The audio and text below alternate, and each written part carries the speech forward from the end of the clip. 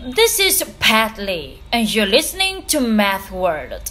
Now, here's a question.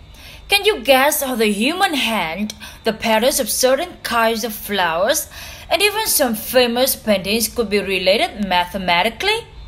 Well, if you have no idea, our question of the day from listener Lucy Warwick in Rhode Island will help you. Miss Warwick asks, I've heard a lot about the Fibonacci sequence lately. What exactly is it? For an answer, we contact a professor of mathematics, Dr. James Quist. Hello, Dr. Quist. Can you tell us a little about the Fibonacci sequence to answer Miss Warwick's question? Well, that's a great question, especially since the sequence is routed in so many forms and many people have no idea about it. It's really very intriguing once you're aware of it.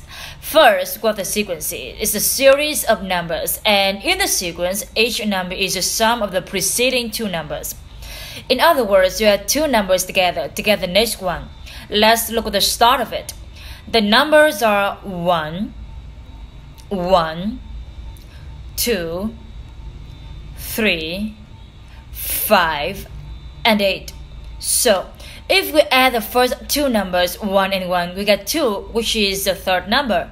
Then 1 and 2 equal 3, which is the fourth number.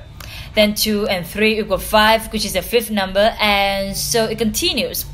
So let's see. Each number is the sum of the previous two numbers. And the sequence can just go on and on?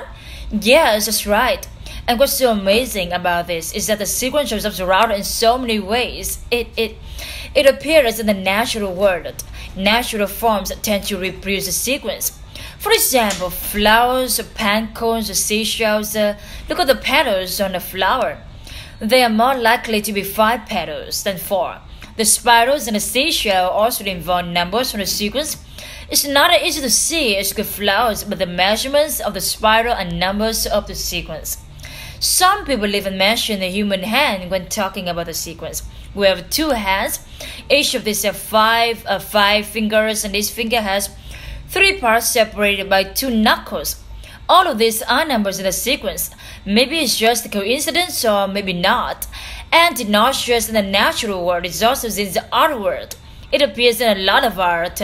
Probably the most famous is in the work of Leonardo da Vinci. You see a lot of spirals in this painting, and spirals are the form most associated with the Fibonacci sequence.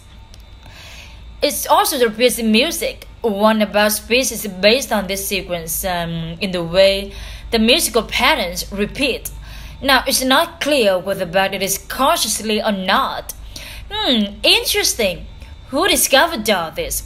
It was discovered by a mathematician in Italy in the early 1200s. His name was Leonardo of Pisa.